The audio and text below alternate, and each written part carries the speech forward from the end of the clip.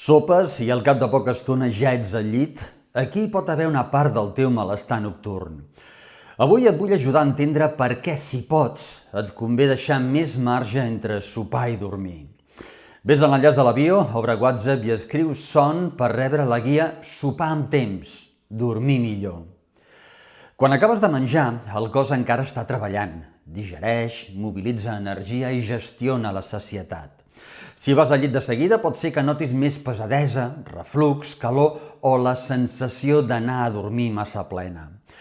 No hi ha una hora perfecta universal, però si pots, deixar unes 3 hores entre sopar i llit sovint ajuda a arribar més lleugera i amb el cos més preparat per baixar revolucions.